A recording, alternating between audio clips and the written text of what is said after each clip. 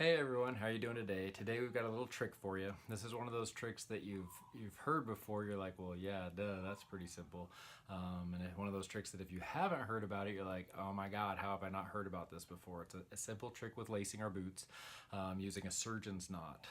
So I'll show you here in a second in this next video how we're going to use a surgeon's knot to differ the tension on our hiking boots. It helps making lacing a lot easier to change tension between the bottom of the boot, the ankle to help seat the heel, and then the top of the boot as well. So pay attention, and here we go.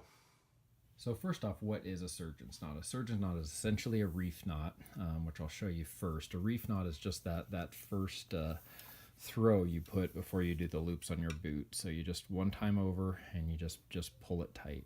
And honestly, in many situations, depending on the friction and how slick your lace is, a reef knot will work just as well as this surgeon's knot. In my example, I'll show you a surgeon's knot. So a surgeon's knot, same thing, you just do that one over, and then you do it again, and then you're just going to pull that tight. And that's all a surgeon's knot is, and tends to help keep a little bit more tension due to the friction of the lace.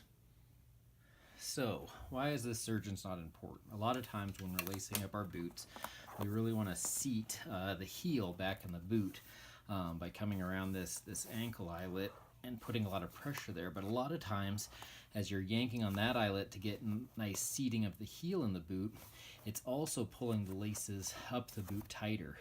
And a lot of times you don't want these as tight depending on how tired your feet are, how swollen they are. So the trick here is what you want to do. First, just kind of get the tension you want on the lower laces here, and then throw in your surgeon's knot like I just showed you in the last video.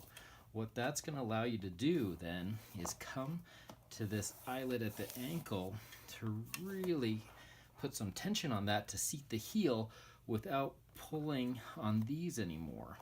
So once you get that tension there, typically I'll throw another one in here and seat that surgeon's knot.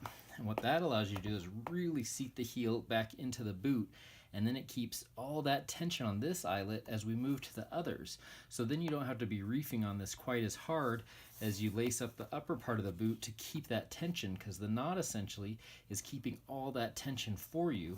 So then you can work up the rest of the boot just like normal and then finish it off.